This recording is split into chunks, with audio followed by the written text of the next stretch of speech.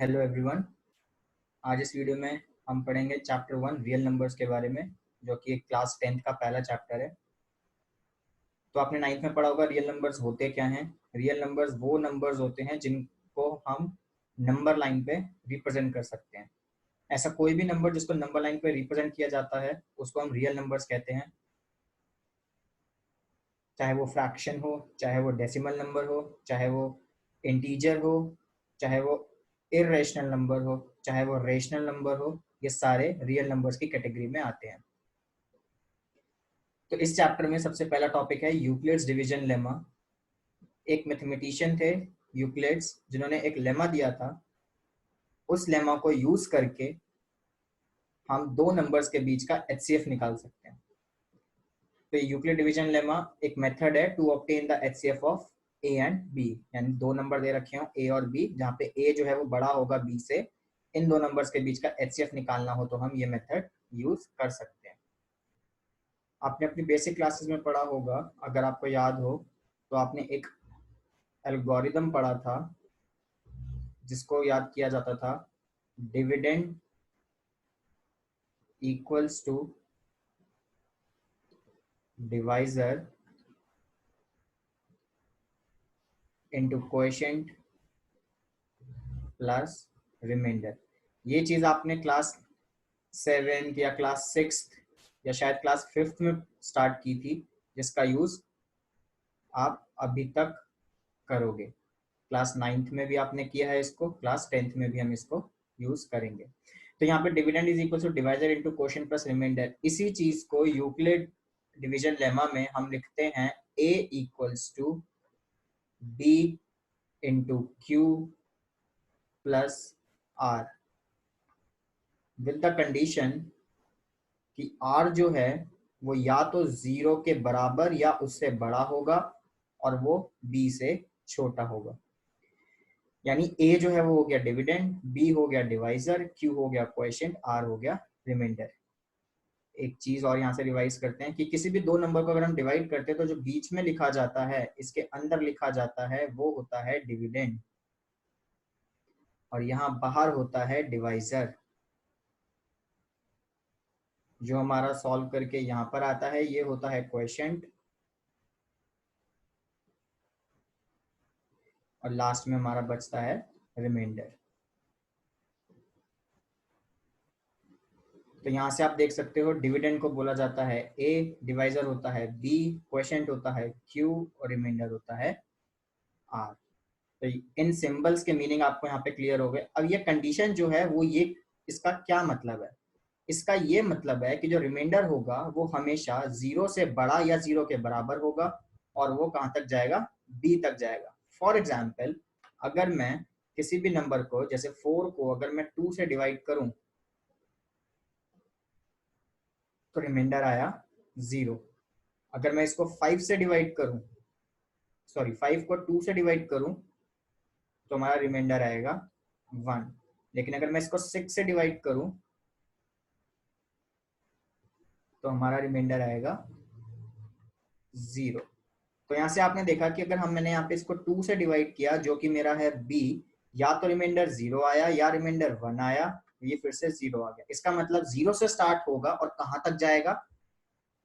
उस नंबर से एक पहले तक। यहाँ इक्वल टू है, यहाँ इक्वल टू नहीं है। इसका क्या मतलब है कि ये हमेशा 0 से स्टार्ट होगा, लेकिन वो b तक ना जाके b से एक वैल्यू पहले तक होगा। यानी अगर किसी भी नंबर को 2 से डिवाइड किया जाता है तो उसके पॉसिबल रिमाइंडर्स क्या हो गए? 0 और 1, क्योंकि हम 2 को इंक्लूड नहीं करेंगे। ऐसे ही अगर किसी नंबर को 3 से डिवाइड किया जाता तो वो 0 से स्टार्ट होता, 1 और 2 तक जाता, क्योंकि हम 3 से इसको इंक्लूड नहीं करेंगे। अगर कोई नंबर 4 से डिवाइड किया जाता तो 0 से स्टार्ट होता और कहाँ तक जाता?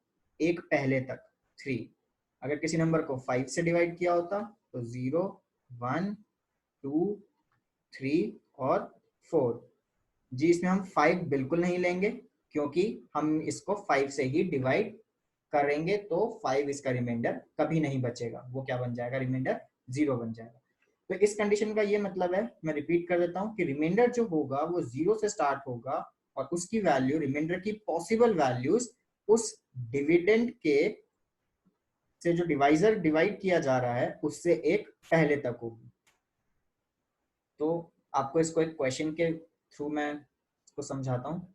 सपोज कीजिए आपको क्वेश्चन दिया हुआ है एचसीएफ निकालने के लिए दो नंबर्स के बीच में 420 और 130, 420 एंड 130 का आपको इसमें एचसीएफ निकालना है by using Euclid's division lemma.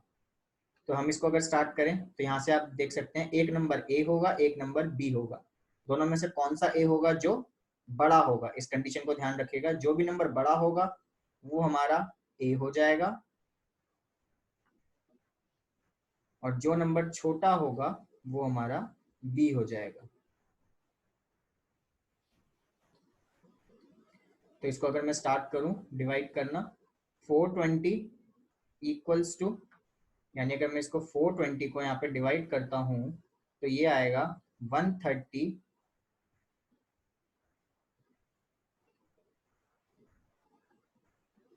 Into 3 plus 30। क्योंकि जब मैं आपको इसको करके भी दिखा देता हूँ, क्योंकि जब हम 420 को डिवाइड करेंगे 130 से तो 3 पे 390 आएगा और आपका रिमाइंडर 30 बचेगा। इसलिए ये था मेरा B, ये था मेरा A, ये था Q और ये हो गया R। तो उसकी वैल्यूज हमने यहाँ पुट कर दी। मैं यहाँ पे एक बार इस लेमा को भी दोबारा लिख देता हूँ।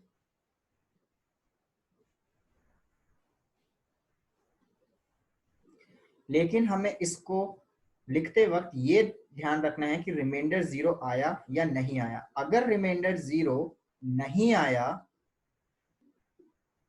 तो इसको हम आगे कंटिन्यू करते जाएंगे। वो कैसे कंटिन्यू करेंगे आइए देखते हैं। अब जो इसका अगला स्टेप होगा उसमें जो B था वो हमारा अब A बन जाएगा।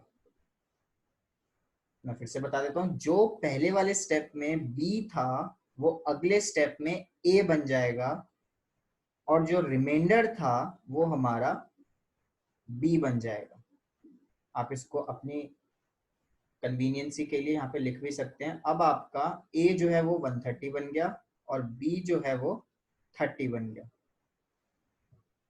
तो अब आप इसको जब दोबारा डिवाइड करेंगे तो आपको यहाँ पे मिलेगा 130 इक्वल्स टू 30 इंटू 4 जो कि होता है 120 और रिमाइंडर बचेगा 10। आप यहाँ से नोट कर सकते हैं कि रिमाइंडर अभी भी हमारा 0 नहीं आया। ये तब तक करते जाना है जब तक रिमाइंडर हमारा 0 नहीं होगा। तो अगले स्टेप में A क्या बन जाएगा? जो पहले वाले स्टेप में B था, तो अब A बन गया 30 और B बन गया पहले वाले स्टेप का रिमाइंडर जो कि था 10। अब इसको जब डिवाइड किया गया 30 को 10 से तो ये बिल्कुल इस बार डिवाइड हो जाएगा, 30 बन जाएगा और रिमाइंडर आ जाएगा 0।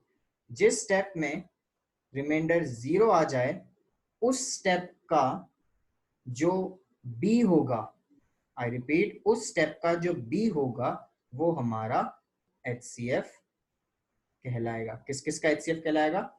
जो दो नंबर हमें पूछे गए थे क्वेश्चन में वो उन दोनों का HCF हो जाएगा। तो यहाँ से हमारा HCF आ गया 10। तो याद रखिएगा ये स्टेप हमें तब तक करते जाने हैं जब तक रिमाइंडर 0 ना आ जाए। तो इस चीज का बिल्कुल ध्यान रखना। आपको इसमें स्टेप्स इंक्लूड करने हैं।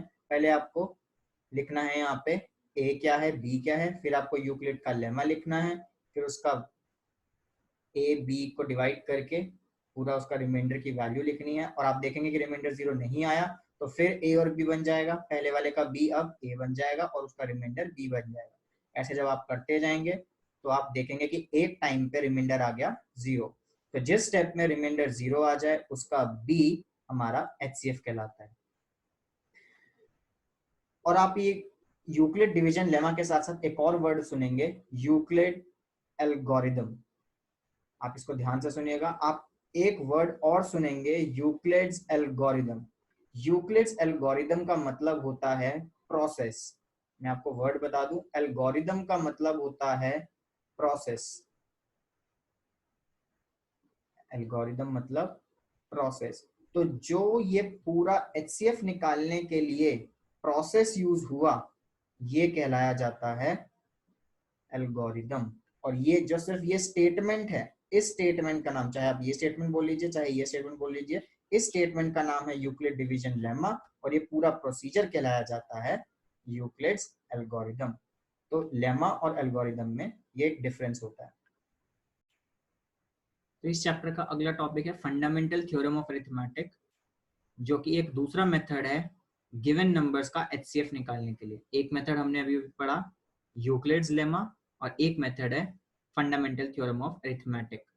इन दोनों मेथड से एचसीएफ निकाला जाता है। तो आइए देखें इस मेथड से एचसीएफ हम कैसे निकाल सकते हैं।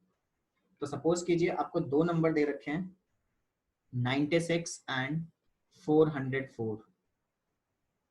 आपको दो नंबर दिए गए हैं 96 एंड 404, और आप इन दोनों नंबर्स का एचसीएफ निकालना चाहते हैं। तो कैसे निकालेंगे? पहले आप इन दोनों नंबर का प्राइम फैक्टराइजेशन मेथड से इनके फैक्टर्स निकालेंगे। अगर आपको याद हो, प्राइम फैक्टराइजेशन मेथड आपने अपनी छोटी क्लासेस में पढ़ा है।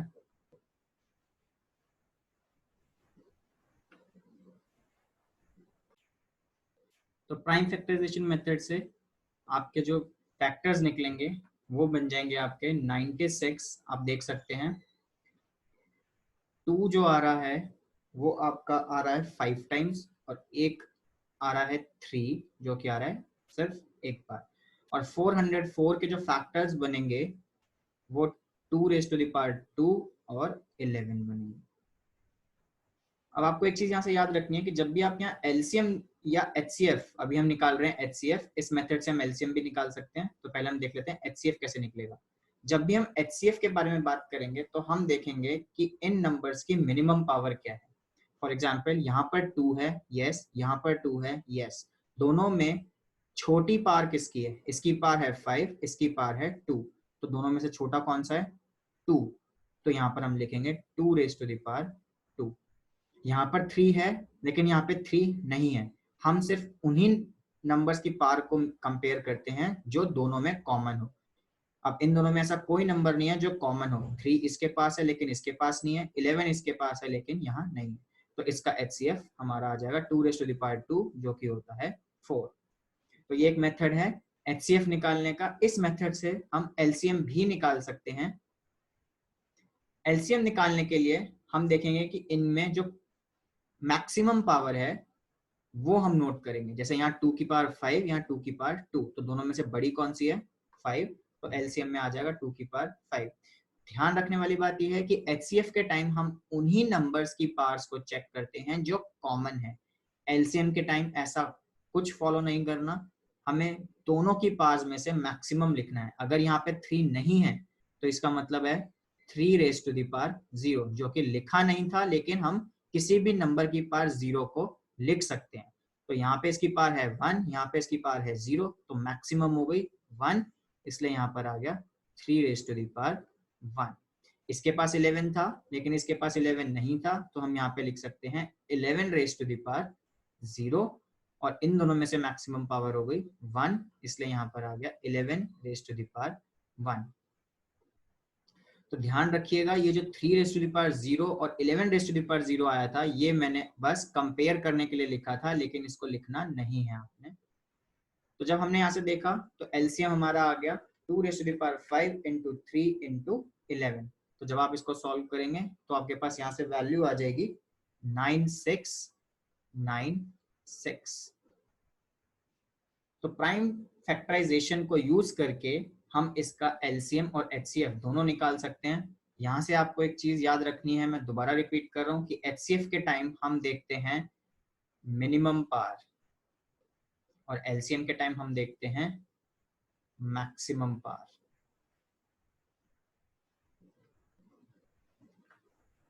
और यहाँ से एक फॉर्मूला और आपकी एनसीईआरटी में इंट्रोड्यूस किया गया है, जो कि होता है LCM into HCF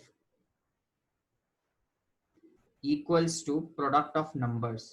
product of numbers का मतलब है कि जो दो नंबर जिनका एचसीएफ हमें पूछा गया है निकालने के लिए, या एलसीएम पूछा गया है, उन दो नंबर्स का प्रोडक्ट।